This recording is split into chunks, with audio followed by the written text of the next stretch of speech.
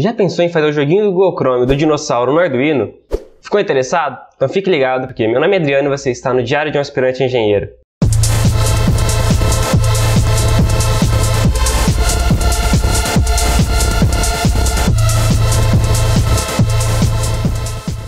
E aí, gente, tudo certo com vocês? Espero que estejam todos muito bem. E no vídeo de hoje nós vamos fazer o joguinho do Google Chrome, aquele do dinossauro lá do Dinossauro Rex, igual vocês estão vendo aí na tela, no Arduino. E esse joguinho aí, a gente vai replicar ele agora para o Arduino, e é um projeto muito interessante, muito fácil e bem simples de ser realizado, tá, gente? Tá, então o que nós vamos precisar para poder fazer ele? Vamos para a nossa lista de materiais. E para poder montar esse projeto, nós vamos precisar de um Arduino, um display LCD 16x2, um potenciômetro de 10K, um resistor de 10K, um resistor de 330 ohm, um push button, vários jumpers e opcionalmente você também pode inserir um buzzer, que é um toque a mais, mas fica muito legal. Então vamos dar uma olhada na montagem, né? Vocês estão vendo aí na tela qual que é a montagem, qual que é o esquemático que deve ser feita. Eu sei que às vezes pode ser um pouquinho ruim de ver, mas vocês podem pausar e fiquem à vontade, tá? Então vou fazer só alguns comentários sobre a ligação do LCD, que eu acredito que seja o mais complicado de se fazer. Então vamos lá, o pino 1 do LCD vai ser ligado no GND, o pino 2 vai ser ligado no VCC, o pino 3 vai ser ligado no pino central do potenciômetro, que é para ajuste de contraste. O pino 4 vai ser ligado no pino 12 do Arduino. O pino 5 vai ficar ligado no GND também. O pino 6 do LCD vai ficar ligado no pino 11 do Arduino. Os pinos 7, 8, 9 e 10 não serão conectados. O pino 11 do LCD vai ser ligado no pino 5 do Arduino. O pino 12 vai ser ligado no pino 4. O pino 13 no pino 3 do Arduino. O pino 14 no pino 2 do Arduino. O penúltimo pino vai ser ligado no VCC, junto com um resistor de 330 ohms, para poder limitar a corrente que está chegando nele. E o último pino vai ser ligado no GND. Vocês podem acessar pelo blog, que está aqui embaixo na descrição,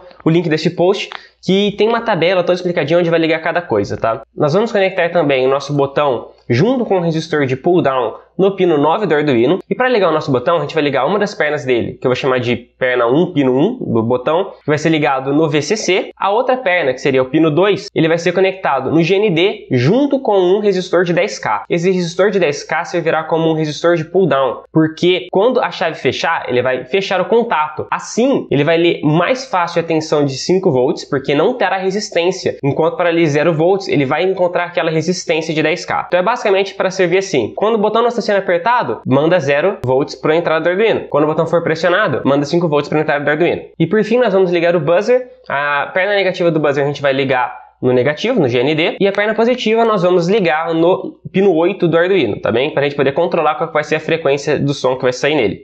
Nós já vimos que o pino central do potenciômetro vai ser ligado no pino 3 do LCD, porém, os outros dois pinos vão ser ligados, um no VCC e o outro no GND, então tanto faz a ordem, tá? Sobre o botão, o que eu chamei de pino 1 e pino 2, vocês podem ver aí nessa imagem que eu estou colocando agora, vocês vão ver que o botão tem 4 pernas, sendo que 2 estão mais próximas uma das outras, né? Enquanto as outras estão mais distantes. Então, essas que estão próximas, elas, quando você aperta o botão, elas se fecham, elas se conectam. E as que estão mais distantes, ou seja, que formam uma linha reta, por assim dizer, igual vocês estão vendo no desenho, formam uma única conexão. Ou seja, eles estão sempre ligados, é como se fosse o mesmo pino. Então, pelo desenho, vocês vão ver que o pino 1 é uma coisa grandona e o pino 2 é outra coisa grandona. E quando você aperta a chave, as duas se conectam. Vale lembrar que o buzzer é apenas opcional, ele não é necessário para o funcionamento do projeto, porém ele é um toque a mais que fica muito legal, muito criativo e ele complementa bastante o nosso projeto, porque permite adicionar sons ao nosso joguinho. O código ficou bem grande, porém eu vou explicar eles para vocês aqui, tá? Já vou mostrar o código pronto e a gente vai explicando o que está acontecendo, tá bem? Então vamos para a tela do computador para poder ver o código.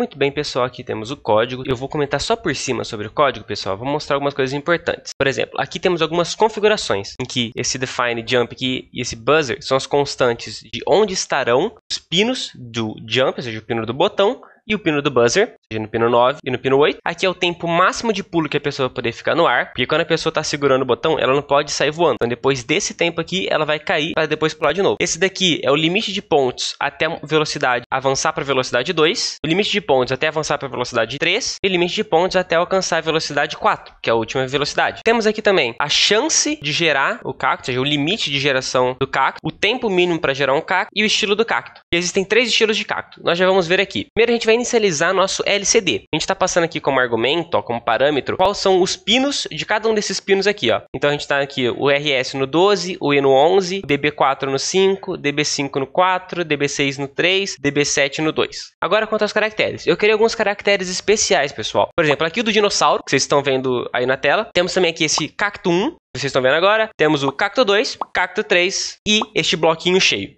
Esse parâmetro aqui em cima que a gente tinha visto, Cactus Style, ele vai ser 1, 2 ou 3. E dependendo do valor que tiver aqui, vai selecionar um daqueles 3 cactos para aparecer no joguinho, tá, gente? É só uma configuração de qual estilo de cacto você quer que apareça. Como que funciona a velocidade do jogo? A velocidade do jogo, na verdade, ela é um tempo, ou seja, o tempo que demora para atualizar os objetos na tela. Então, 500 milissegundos demora mais tempo, 200 vai demorar menos tempo. Então, 500 milissegundos é mais lento, é a primeira velocidade do jogo, e 200 é a última velocidade do jogo. Pessoal, na postagem do blog, eu deixei escrito um pouco sobre algumas das funções. Eu só descrevi elas de forma geral, tá? Então, aconselho vocês lerem por lá. Mas eu vou comentar algumas coisas bem básicas. Eu vou comentar só aqui agora sobre o que as funções fazem de forma geral, tá bem? Para não ficar um vídeo muito longo nem cansativo. Clear Player é a função que vai limpar o desenho do jogador na tela. A função Game Over, ela vai mostrar a tela de Game Over e mostrar a pontuação do jogador. Função All Blocks, a gente está fazendo com que todos os caracteres do display LCD fiquem com aquele bloquinho cheio que vocês viram. E isso a gente usa através dessa função LCD.Write. Essa função, ela serve para a gente escrever um caractere especial, ou seja, um caractere que a gente criou, um caractere personalizado. Aquele bloquinho está no 4, os cactos estão no 1, 2 e 3 e o jogador está no 0. Ela serve para poder piscar a tela. Vocês vão ver o uso dela nessa função aqui de baixo, que é essa função Check Speed. Essa função aqui, ela vai verificar se o tempo atual menos o tempo que iniciou a jogar dividido por 100 é maior ou igual àquela pontuação mínima. E ela também verifica se a velocidade atual é maior do que a velocidade para a qual ele vai mudar. Por exemplo, começa em 500. Para essa condição ser válida, então a velocidade precisa ser 500, ou seja, precisa ser maior do que 400 para ele mudar para 400. Aí aqui para a terceira velocidade, aqui para a quarta velocidade. Temos aqui também a função Draw Player, que serve para desenhar o jogador, e caso esse parâmetro booleano aqui, clean, seja verdadeiro, então ele vai limpar a posição anterior. Aqui temos uma função para adicionar um cacto, ela vai adicionar um novo cacto ao jogo, só que percebam que para não ficar 2 cactos um do lado do outro, porque na primeira velocidade não tem como pular 2 cactos, então essa condição verifica isso. Somente se for a primeira velocidade, tá? Se não for a primeira velocidade, tem como até gerar 2 cactos um do lado do outro. Temos essa função aqui, Clear Cacti. Essa função tá com Cacti porque o código tá em inglês. E o plural de cactus em inglês é Cacti. Então é só para limpar todos os cactos. É isso que essa função faz. Essa função de baixo remove apenas o primeiro cacto, deslocando todos os outros para a esquerda. Então é como se a gente tivesse assim, imagina, uma sequência de 0 até 4.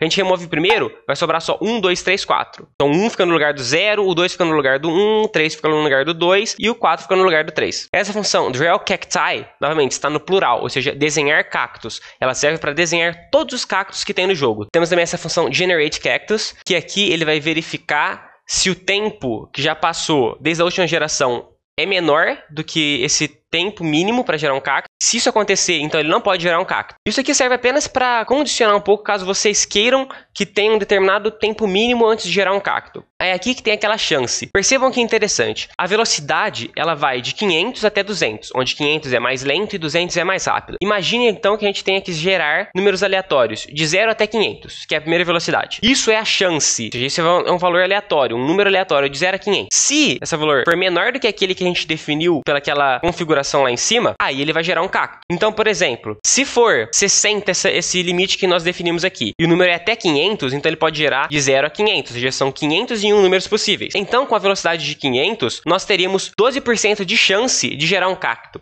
Só que perceba o que acontece. Se a gente tem mais números para gerar, por exemplo, de 0 a 500, a chance de vir um número de 0 até 60 é muito menor. Só que perceba que quando a velocidade aumenta, então esse valor da velocidade cai, ou seja, vai para 400, 300 e depois 200. Perceba que no 200, o espaço para gerar o número é bem menor. Agora não tem mais de 0 a 500, agora só de 0 a 200. Então a chance de gerar um número menor do que 60 é bem maior. Então nesse caso, a chance subiria para uns 29%, quase 30% de gerar um cacto. Depois que ele gera, a gente chama essa função de adicionar o cacto que a gente já viu lá em cima. Agora vamos para as funções do Arduino, tá? Que é o setup e o loop. Nós estamos inicializando o nosso display LCD, definindo que ele tem 16 colunas por 2 linhas, e estamos salvando os caracteres especiais naqueles índices que eu falei, 0, 1, 2, 3, 4. A gente vai escrever aperte ou pulo. Depois a gente vai definir o modo do pino, onde está o nosso botão de pulo, que é o pino 9, para entrada, usando aqui input, e o pino do buzzer para saída. Nós definimos esse random seed com analog read 0, porque não tem nada conectado à nossa entrada analógica 0. E como não temos nada na entrada analógica 0, então ele vai ler um valor aleatório. E essa vai ser a semente para gerar os números aleatórios. Então vai ser sempre um valor aleatório. E também limpamos todos os valores, tá? Já na nossa função loop, nós primeiro verificamos se o jogo começou, porque se ele não começou,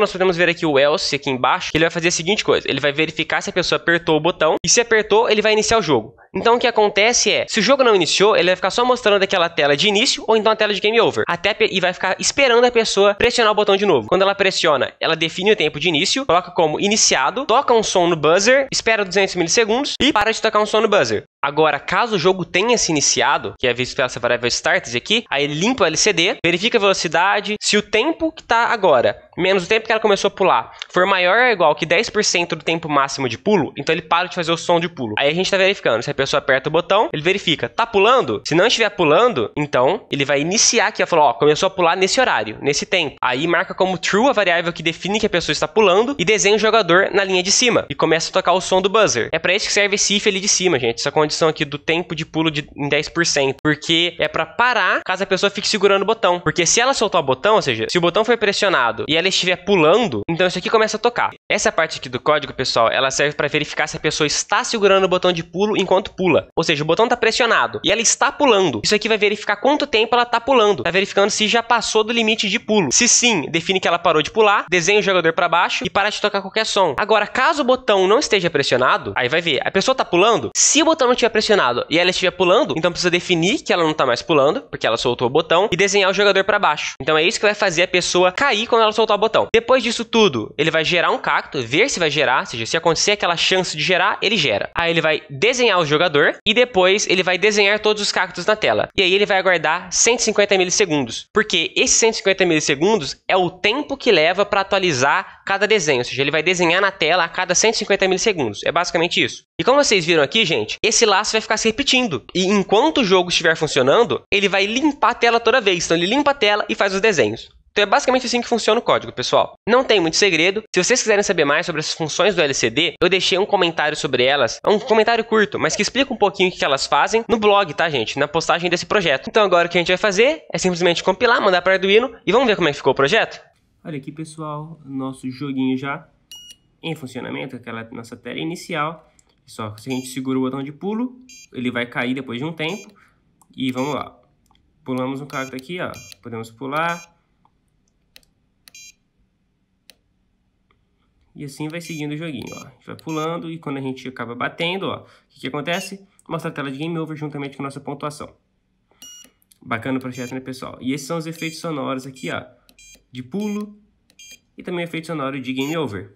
Pessoal, o vídeo de hoje vai ficando por aqui. Eu espero muito que vocês tenham gostado. Se gostaram, deixe seu gostei, se inscreva no canal. Qualquer dúvida, pode deixar nos comentários. E até o próximo vídeo.